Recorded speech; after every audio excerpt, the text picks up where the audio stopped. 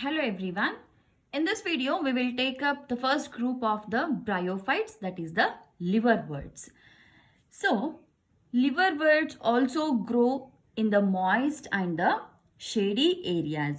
Since these are actually a group or a part of the bryophytes, they should also have the same habitat, isn't it? So, the liverworts, they also grow in the moist, shady habitats. Shady habitats. What does the shady habitats include? Shady habitats is nothing but the bank of streams, then marshy areas, okay, as well as some deep or deeper parts of the wood,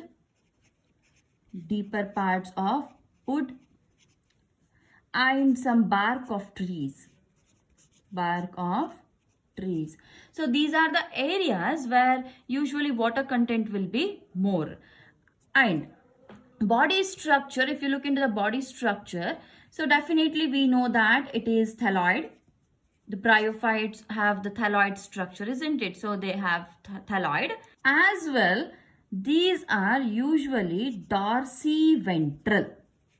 They are dorsiventral. So what do you mean by dorsiventral? Dorsiventral is something wherein or a leaf, let's take an example of a leaf. So leaf has one upper part and one lower part, isn't it? So if you take a leaf as a structure, so this is the upper part and then we have a lower part. So the upper part and lower part, or the front part and the behind part. The front one is called as a ventral part and the behind one or the back one is called as the dorsal part. So here, if you take an example of a liverwort, so let's take one example, that is Marcantia. Marcantia is one good example for the liverworts. So if you see the structure of the Marcantia, the structure looks something like this.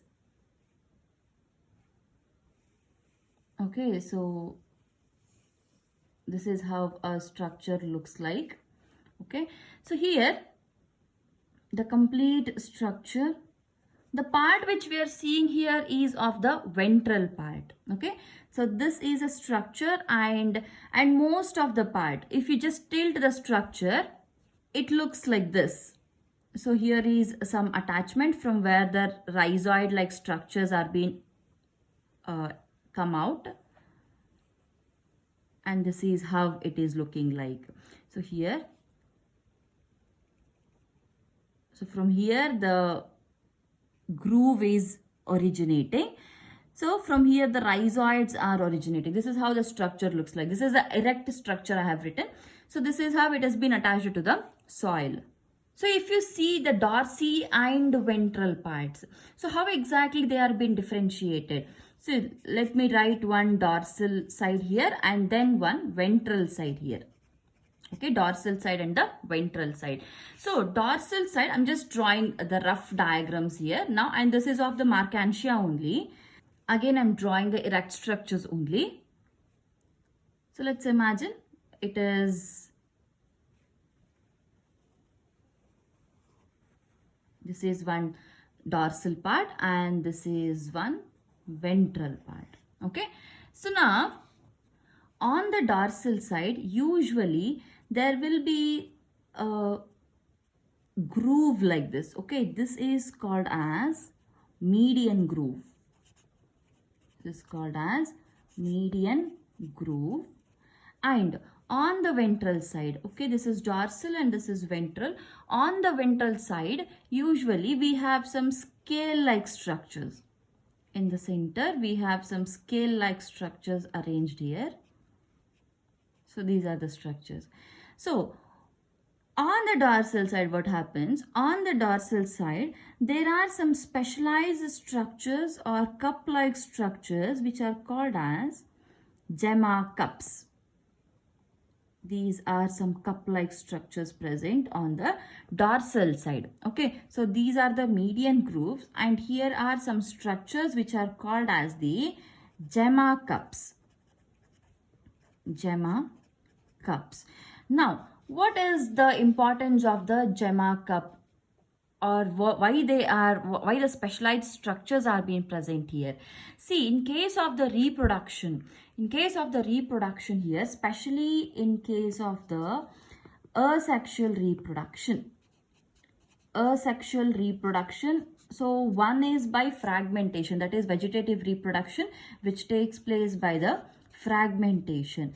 So if the asexual spores have to be formed, then the asexual spores are being formed in the specialized structures called as the gemma cups. So I'll repeat it again. The asexual reproduction, one is by the fragmentation, another one is by formation of the gemma or gemme, you can pronounce it either way. So these gemmes, these are kind of spores actually. So how are these spores formed? What happens here is, see, these on the dorsal side, some small green cup-like structures are being formed. So these structures, inside the structures, there will be some small spores present here like this. Okay, so now these spores are called as the gemme. These are gemma cups and these are the gemmes. Gemme, what are these? Gemme, so these are asexual multicellular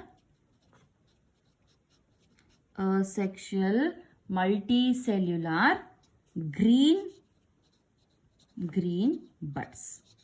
Okay, so these are asexual multicellular green buds, and they develop in a structure called as gemma cups. Okay. What happens to these structures is, so now when these gemma or gemme, these are like a specialized structures or spore-like structures. Okay, so when these gemme usually mature, when they mature, they detach from the thalli or the thallus, or you can also take it as a parent body. Okay, they detach from the parent body and then they germinate into new individual.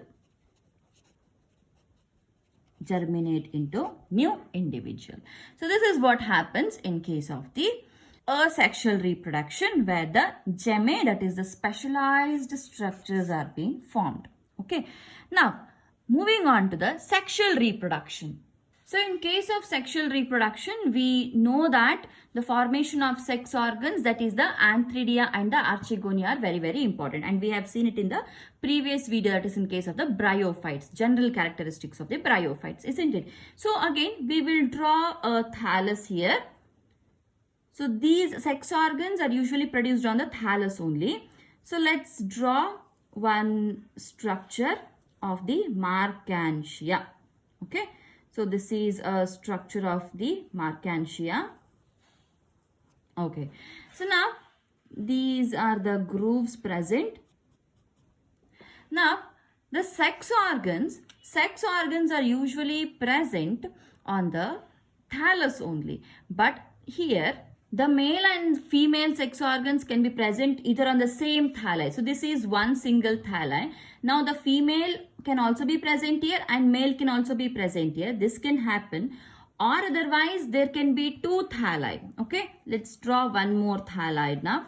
This is one more thalli. Okay, so on the second thalli, now there can be a second sex organ. Okay, so either male can also be present here and female can also be present on the same thalli. One here and one here. This can happen, or otherwise the sex organs can be present on the different thalli. One on this thalli, another one on this thalli. So here the best example to study both the sex organs in the same thalli. Okay, both sex organs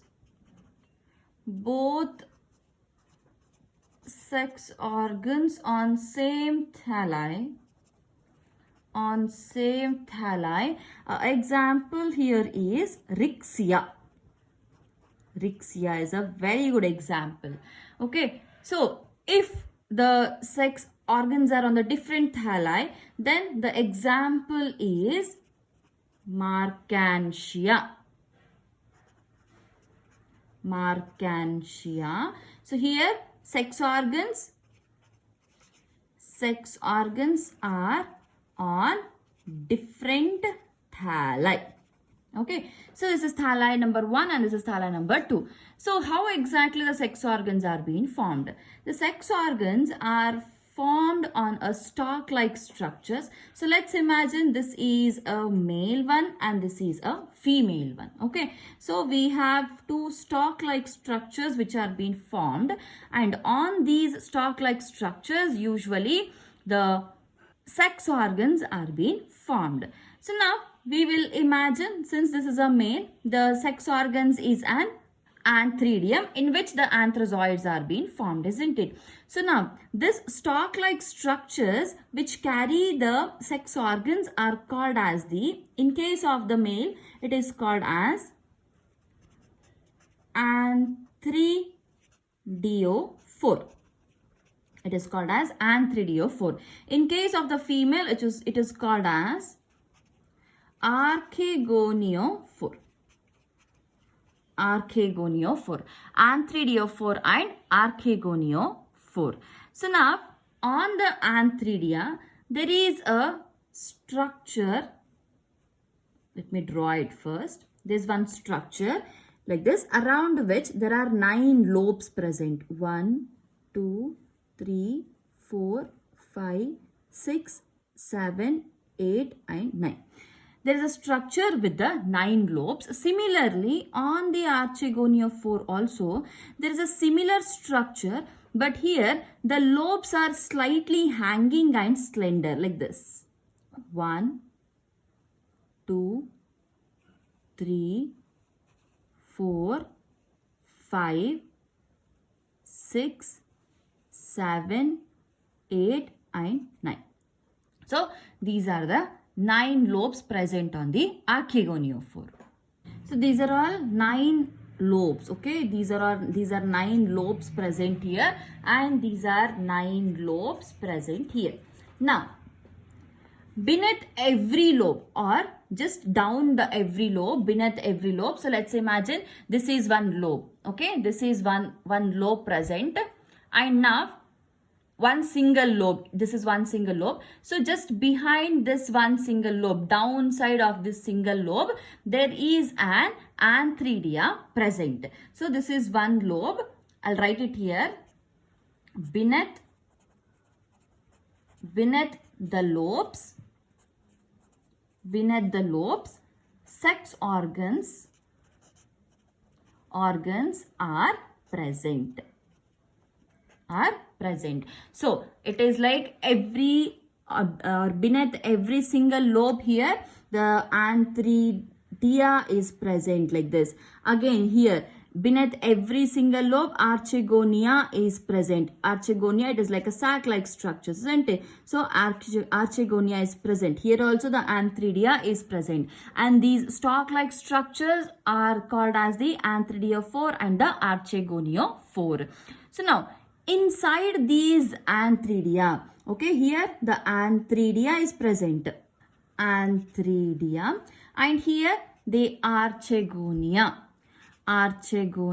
is present. Antheridia and the archegonia. In these antheridia and the archegonia, we have these structures. See, this is one single antheridia present, and inside the antheridia, we have this anthrozoid present here. Okay, I'll just draw one single antheridia. See, this is one single antheridia present here, or one single lobe. Let's imagine this as one single lobe. Inside the single lobe we have the structure that is the antheridia, and inside the antheridia we have the anthrozoids, biflagellated anthrozoids. 2 anthrozoids are being present in every single antheridia. This is how the structure is present. Here also we have the same structure. See, this is one single lobe. Okay, one single lobe. Inside one single lobe, we have a structure called as the archegonia. Inside the archegonia, we have a egg present, single egg, fertile egg present. Here, two anthrazoids. These are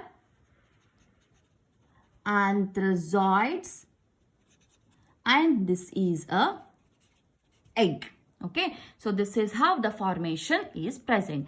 Now, once these structures are ready, again we know the process is same. We have seen it in the bryophytes. So these anthrazoids will come and will swim and come to the egg and they fuse here. That's it. The process is same here, but however the structural difference will be there from an organism to organ. Not very much high structural difference, a very slight structural difference will be there. Okay, so this is an example of the Marcantia which we have taken here. Now what happens next? The anthrazoids, okay, I'm just writing it here. Anthrazoids, they go and they fuse with the egg. When they fuse, how they go? They go by swimming in the water. Okay, by swimming in the water, they go, they fuse to form a zygote. And this zygote, this will turn to, or this will develop into an embryo, and later this embryo will now develop into a sporophyte. This sporophyte is differentiated into three parts here. Okay, so the three parts of the sporophyte is foot, seta and capsule. Okay, so foot, seta and capsule, and within this capsule the spore mother cell will be present. So sporophyte, usually it forms the spores, isn't it? Sporophyte should form the spores. So this inside the capsule, the spore mother cell is being formed, and this spore mother cell, it will undergo meiosis, and after meiosis it produces the haploid spores. So these spores, again after germination, they develop into a free living or a new free living gametophyte. So this is how the sexual reproduction takes place. If you see these structures, that is foot, seta and capsule, see in this structure which we have drawn here, so this basal part is called as the foot. Okay, so I'll just write it with dark structures. So this is called as foot. Okay, and this structure, stalk-like structure, is called as seta, and this whole structure is called as the capsule. Okay, again foot here, seta, and then the capsule. The complete structure is called as the capsule. So here in the capsule, that is what we have written here, isn't it? So inside the capsule, the spore mother cell, because after the fertilization, what happens? The zygote develops in the archegonia. So there itself, inside the capsule, that structure itself, in the capsule itself, the spore mother cell will develop. In the spore mother cell will undergo the meiosis that forms the haploid spores, and from the spore, when they reach the ground or the soil, they develop into new free living gametophyte. So this is how the sexual reproduction takes place in the liverworts. The example here which we have taken is the Marcantia, and please remember the example where the sex organs are present in the same thalli. The example for that is the Rixia, and the different thalli, the example is the Marcantia.